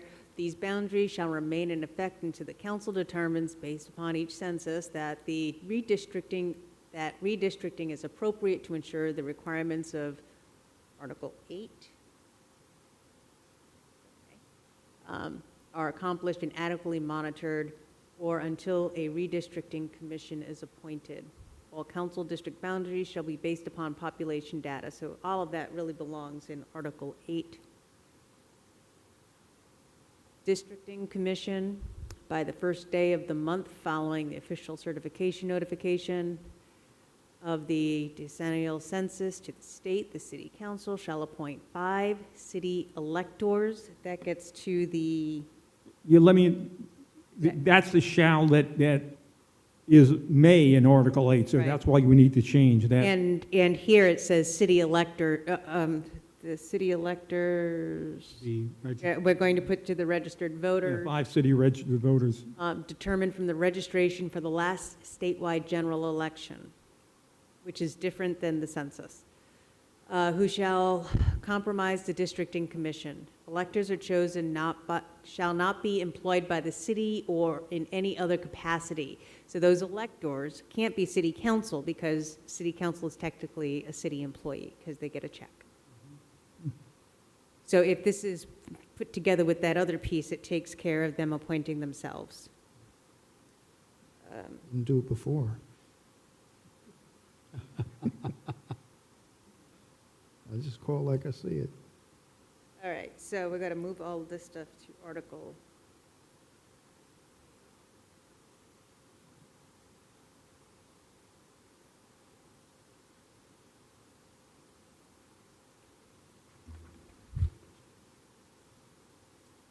Commission report within 120 days after appointment or such earlier time as prescribed by council. The districting commission shall file with the official designation by the council a report containing a recommended plan for adjustment of the council district boundaries to comply with the following specifications.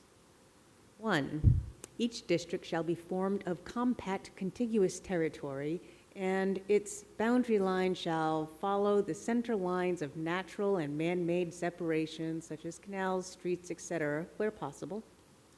2, the district shall be based upon the principle of equal and effective representation as required by the United States Constitution and as represented in the mathematical preciseness reached in legislative apportionment of the state.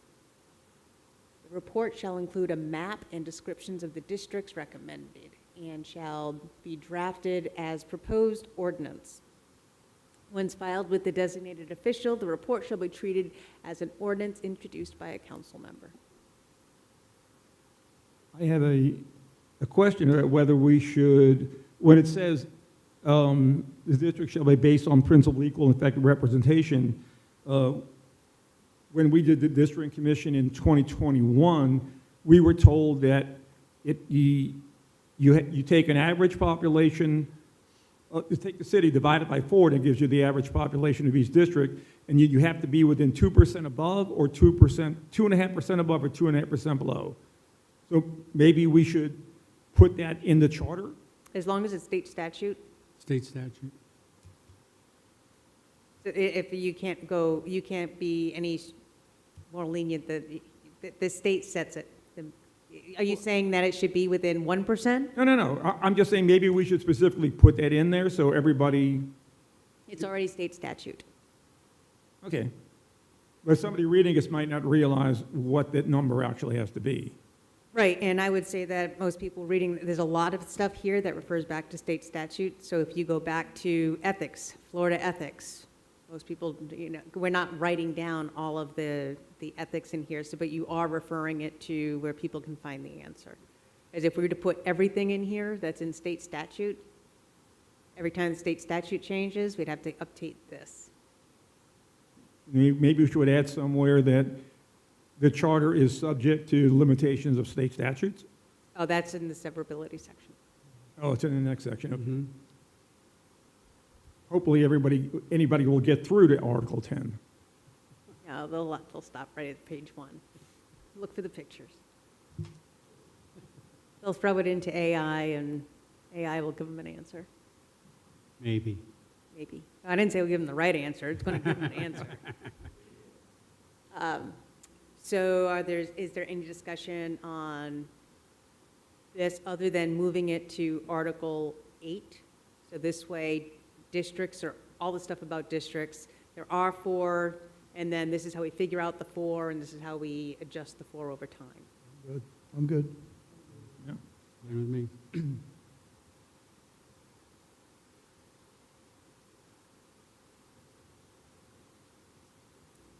I have a question about redistricting. Some areas are growing like 30%, and if we redistrict, it's based on actual census rather than housing. Actual census data. Okay, That's why it's every 10 years. We have to wait until the U.S. publishes the census data. gotcha, okay. Yeah, because there could be 30% of an area that's not, it's, grown up, it's developed, but nobody's moved into it yet. Thank you.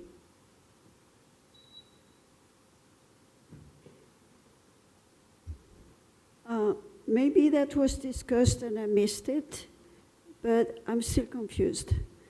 Okay, if I go back, Article 8, it says, the council shall appoint a special commission to develop district boundaries, use consulting firms specializing in a process.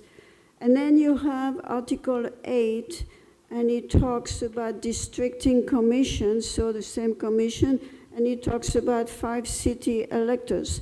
So what is it? Is it city electors, or is it a special firm specializing in a process, or is it both? Well, there is a contradiction because in Article 8 it says the city may appoint a district commission, and in Article 9 it says it shall. Yeah, but then it says a special commission to develop district boundaries, and then it adds use consulting firms. So is it both? Is it a district boundary as in Article 8 and a consulting firm? Or is it just what I read in Article 8 being the city electors? Well, the district and commission, if you appoint a district and commission, it has to be 5 registered voters of the city. Okay, so it should not use a special firm in that case. Well, the city can. It's an option. It's an option. It doesn't hurt to have a Thank you. facilitator. We've been pretty lucky today with this group. So as it's, the intent here, how I read it, is it's that the special commission then can use city staff and/or a consultant to do the data. But when we put the other pieces over it from the special section, general provisions, that will be cleaned up and match each other all in that one area. But that special commission does have the ability to use a consulting firm if they want, or they can use staff, or they can use a mix of staff and consultant, or a consulting staff. Okay, I can do that. Keep going.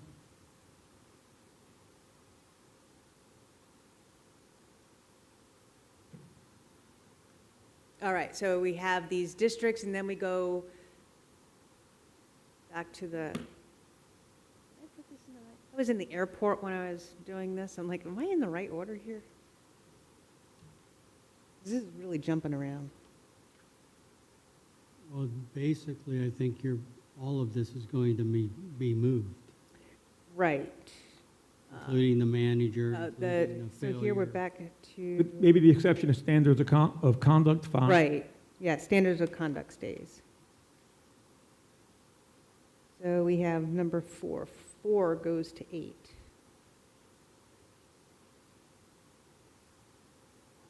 Maybe.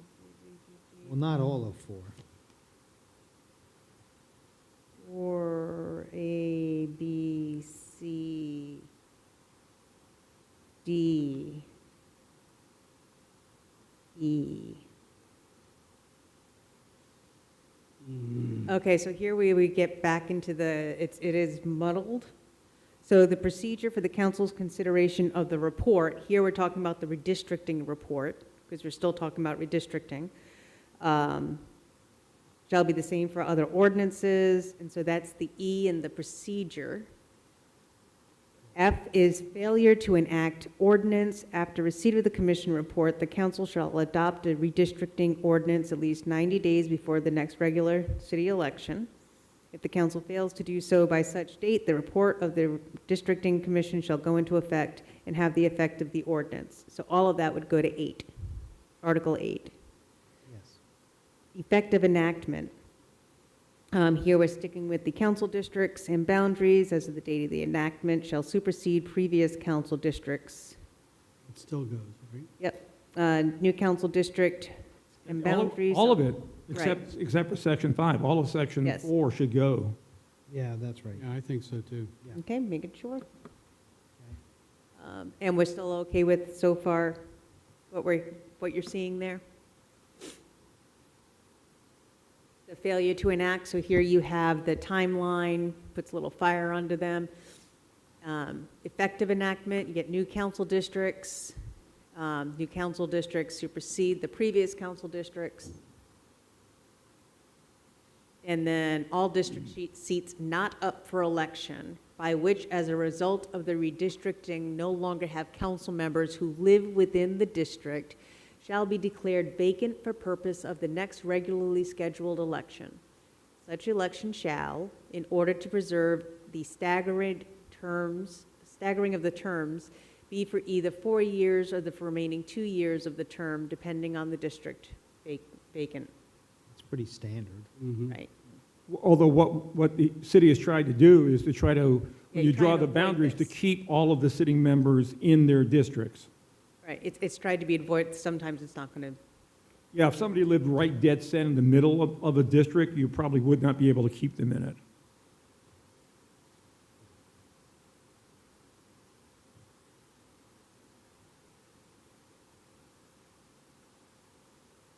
The section about the 5 registered voters or the citizens, can you go back to that real quick?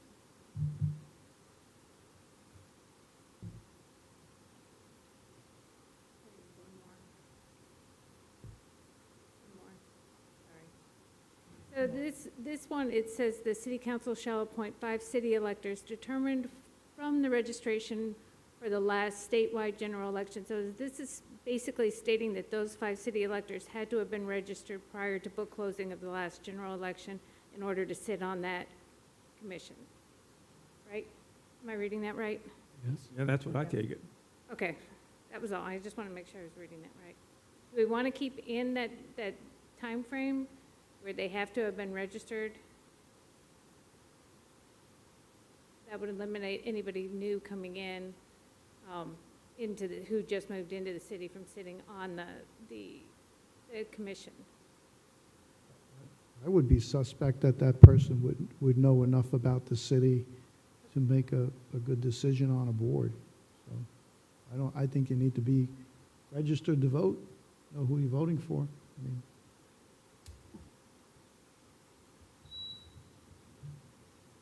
Tony Emerald, can you go to section F, please? I'm sorry. Oh, there you go. Failure to enact an ordinance. We're still talking about the actual redistricting. So after receipt of the commission report, the council shall adopt a redistricting ordinance at least 90 days before the next regular city election. If 90 days before, maybe before you're able to qualify, so if you are in a district, you've decided to start running, you are actively campaigning, and this redistricting is done, and then 90 days before the actual election, you may find out that you are not in that district.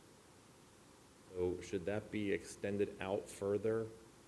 So Or, that it's not done 90, like if it, I don't know, whatever the date is, but at least that way, it would then have to kick over to the next election. And is a regular city election, are we still talking about general, or is that a primary? It's just like, just something I thought of, because like I said, 90 days, you can be running, you can be elected, I mean, not elected, sorry, you can be actively participating, and then you will find out in 90 days, and if there's only one other person, then by default, that one other person might become our next city official, because 90 days is not enough time to petition, gather, because 90 days before the election, if I'm not mistaken, I heard June, primaries are in August. It's a tight squeeze to get that done, so just something to think about.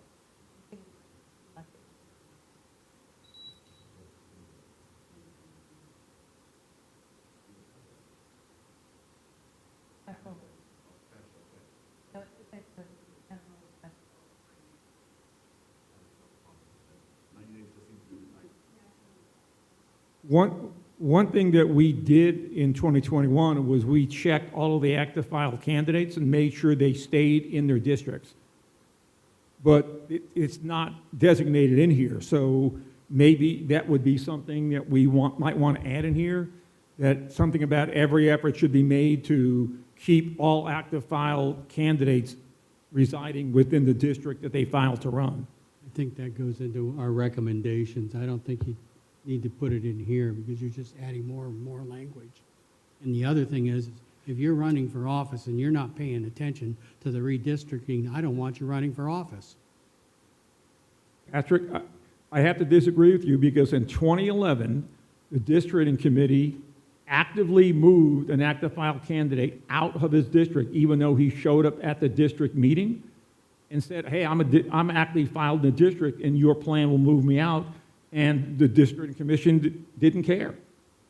So it actually has happened in 2011. I'll agree that politics can be played, that you try and make sure that if somebody's a strong candidate, you try and get them out of the thing. But they put a report to council, and council then votes or it doesn't. And if they don't, this is why you have a failure to enact the ordinance. So it falls back on the elected officials to get it done, that you don't make sure that the redistricting body is trying to be playing political games. That said, it's government and it's all politics. So there's a reason why the city council people will select certain people to sit on districting committees. And that's politics. That's not saying it's right or wrong. It just is how it goes. I think you should say government sometimes choose people, because the district commission in 2021, that did not happen. So you're assuming that so the assumption as to why they're selecting people, it could be because they're a darn good citizen. Yes. They still, but that is the political choice to choose that person. It's because they're a really good citizen. Or they could have more negative political. So when Or I more say political, nefarious. it's not always negative, but there is a reason why elected officials select other people to serve on boards and commissions. Sometimes good, sometimes bad, but it's always political. And by political, it could be because that person, I know that that person is going to help me get elected because they really are going to stand up for that community. Mr. Chair. Or it could be something different.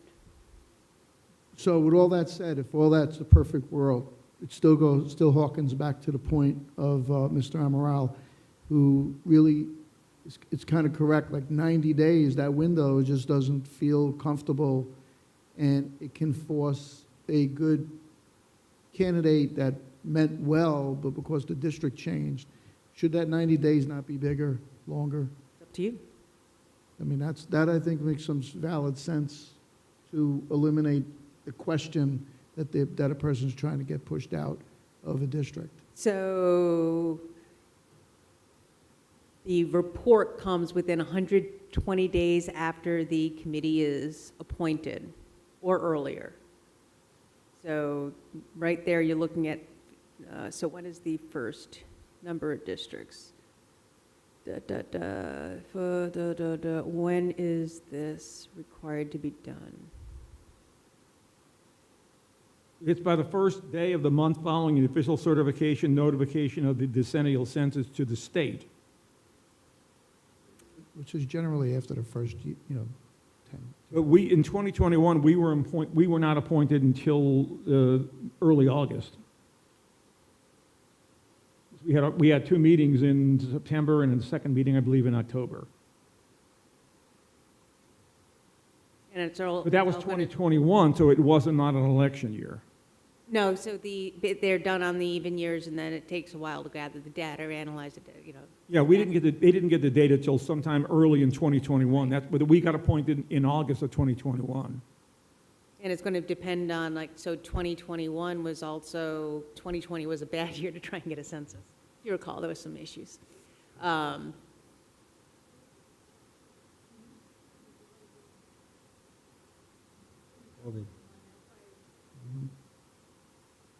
So we'll never know what exact date it's going to take the federal government to get those back, but we do know that once we get it back, this is the timeline we're going to follow.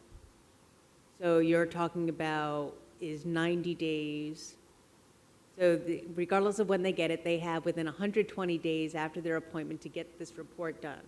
So if it's August, That's not unreasonable. That could be done. Fine.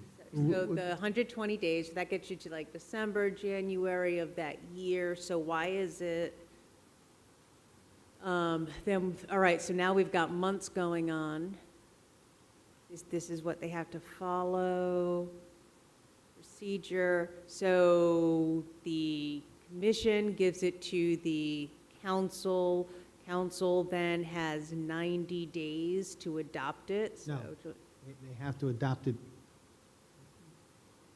at least 90 days before. Before the next election. Okay, so here you're looking at, do you want to force them to adopt it at least 90 days after receiving the report?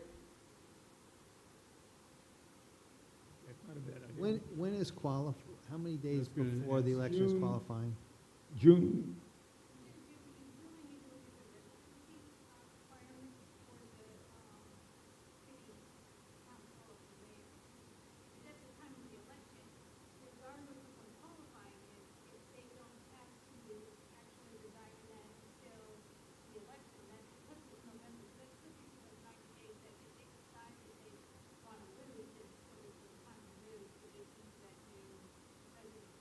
I think we made a change on that about residing in the district prior to election.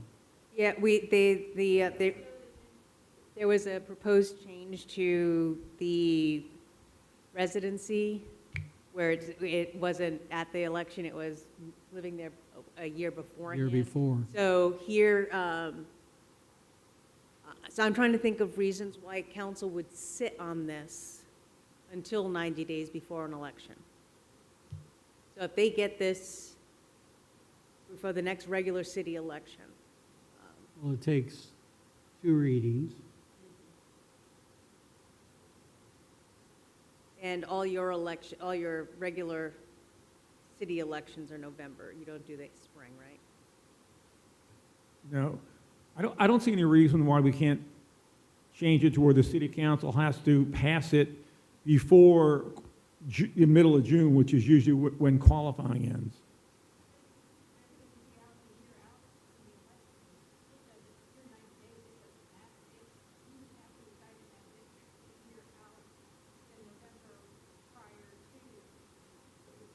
Well, what happens if the district changes? You're in that district now, along with what Mike said, and I was saying, well, I was kind of in opposition, but if that district could change, you and I talked about being on the opposite side of the street. We've seen that happen. How does that work now? Maybe we need to change the resident requirements from 1 year to 6 months because of this. So do you want it to be, do you just want to change the at least 90 days before the next election to 180 days before the next? I think 6 months is like the way to do it, because that just cleans the slate, it doesn't allow the city council to just do what they want, because that's what we don't want everybody to do. We don't want them to push a person, a good qualified individual out because they happen to be stronger on one side of the board than the other. I think 180 days is perfect. I don't know how you reconcile that with the calendar, because the census is always done on the, Every 10 years. the Every odds, 10 years, right? even like the 2000. Yeah, so if the next census would be 2030. You don't get the official census data until 2031. So you're already into the new year. Well, that wouldn't be, the You're- next election, so that wouldn't be till 32 anyway, so. So 180 days before the election should allow for plenty of time. So you have 120 days for them to get the report done. And then the council has to vote on it before 180 days before the next election. Yeah, Potentially put it in the following year. Yeah. yeah. But still There's plenty nothing of wrong time with for that. people Well, that'll to work, file. I think. To look at the calendar again, but I think that'll work. Keeps honesty on the table. I'm sorry, Mr. Amaro?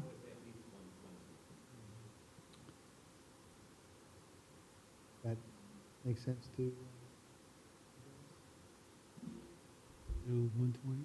120 is 4 months, so if you Or 180. look at early November, it's October, September, Too short. that would be in August. We're gonna- That would be in July. If we're gonna change it, I go with Perry, just go for the 180 complete and just, Don't give anybody the Eliminate. opportunity to screw it up. You I know? think you'd want to do it before the close of qualifying. Yeah, Oh, yeah. The 120 wouldn't do that. 120 would make it July. I think 180 is a safe. I think bet. 180 would work. It gives enough people, gives you a choice, gives you cushion. It's all about transparency, period. That's it. Nothing more. All right, so, failure to enact an ordinance. After receipt of the commission report, the council shall adopt a redistricting ordinance at least 180 days before the next regular city election. If the council fails to do so by such a date, the report of the districting committee shall go into effect and have the effect of an ordinance. Effective enactment of, we're back to the these are the new council districts as of the date of the enactment, and they shall supersede previous council districts and boundaries. The new council districts and boundaries shall supersede previous council districts and boundaries for all other purposes as of the date all council members take office who are elected to subsequent elected subsequent to the effective date of the new districts.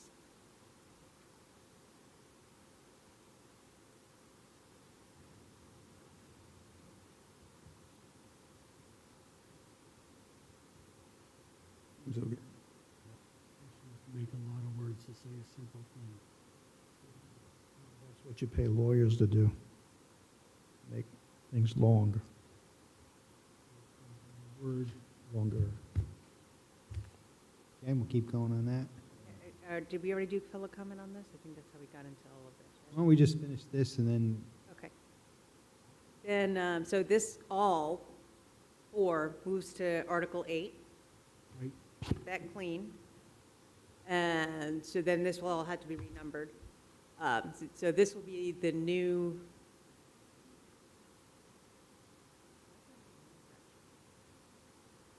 just oh, I'm, standards of conduct would just become 4.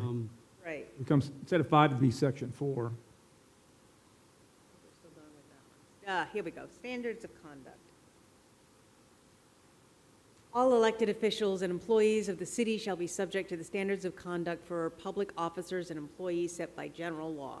In addition, city council may, by ordinance, establish a code of ethics for office officials and employees of the city, which may be supplemental to general law, but in no case may such an ordinance diminish the provisions of general law. Now, when they say general law, they're referring to state law? Yes. So why didn't they say state law? just say state and Could be federal state law? and federal. Gotta co- Yeah, because when you start talking You got- about, You some got of this federal stuff law is- too. Yeah, I think we want to be more. Just leave it. I think it's fine if you just leave it. all right, I hear a leave it more specific. I'm with you, more specific. Patrick, you're okay if we say state Fine, and yeah, federal law? Fine, if you want to add words. I don't care. Okay, so I'll look at how many use state, federal, how many use general, if there is a legal reason why general is used instead of some of the other ones. Mhm.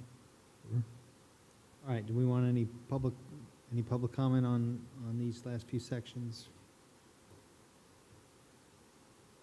All right. We're going to Article 10. It's the one.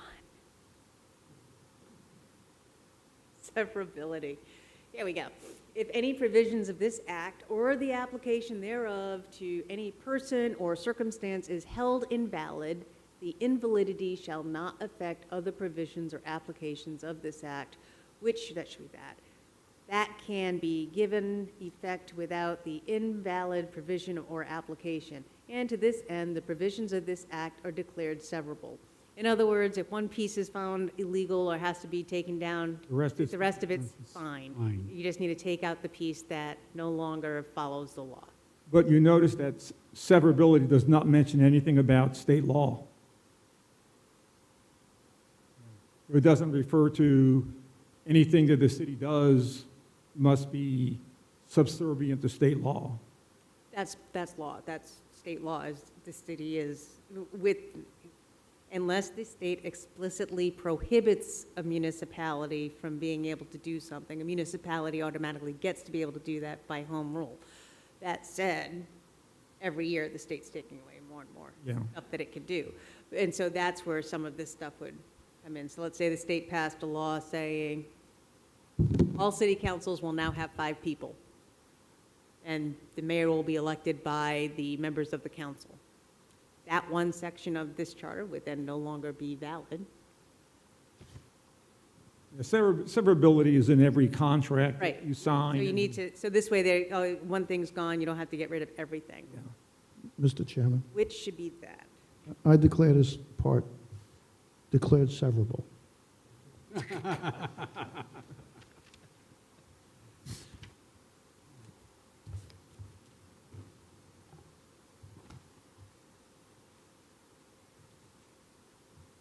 Anything on?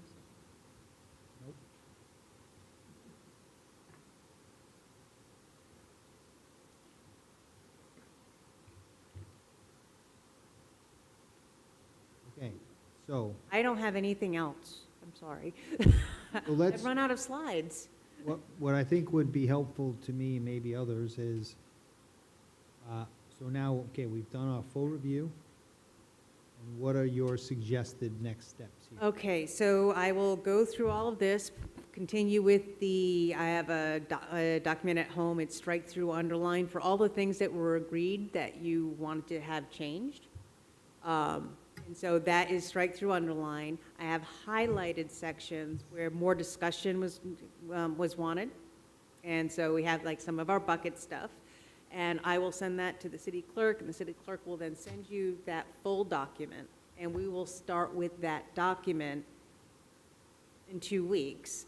I'm also going to include the suggestions that I've received, and a separate section in my comments. You know, I use Word documents a lot, so there's to strike through, the underline, and then you have little bubbles, like the comments that just keep going on the sides. And in those comments, I'll talk about if any of the public meetings, people talked about that and what some of the comments were. And so you can get that piece, and we can develop from that draft a more permanent draft. Just one thing, Dan, we haven't obviously gotten to the preamble or the Citizens Bill of Rights. Right, I'm going to, like I said, I'll put those in there. So I'm going to include, probably in a different color. Are any of you colorblind? You are? You are. Okay, well, okay, I know. Red and green only. One, Oh, please use red or green, or red or green are the two colors you can't see. I can't distinguish between red and You're green. anti-holiday. I guess, yeah. or stoplight or go, right? No, I can see those. Well, It's just you know, there's an order to them. So you cannot see red or green. I can read them, but I have a hard time distinguishing between something Between the that's red. two. So if I'm going to use two colors, I need to use red or green and then another color. Yeah, like Okay, blue got or... it. Yeah, I just want to make sure, because I have run into that issue in the past. So I'll have all of this stuff in those documents, and then we can just work on it from there. Are there any questions, comments, concerns, preferences? Large font?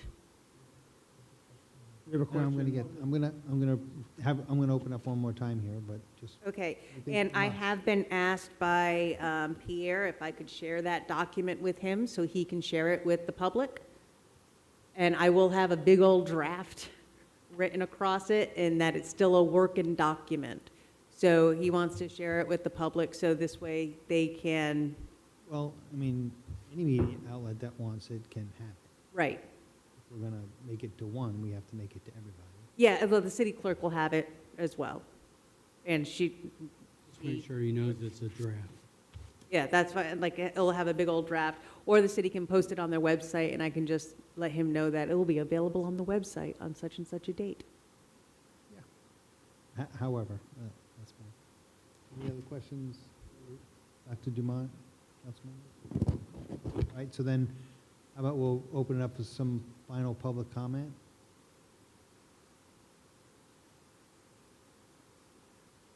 Tony Emerald, if I may, just to help move things, just a suggestion.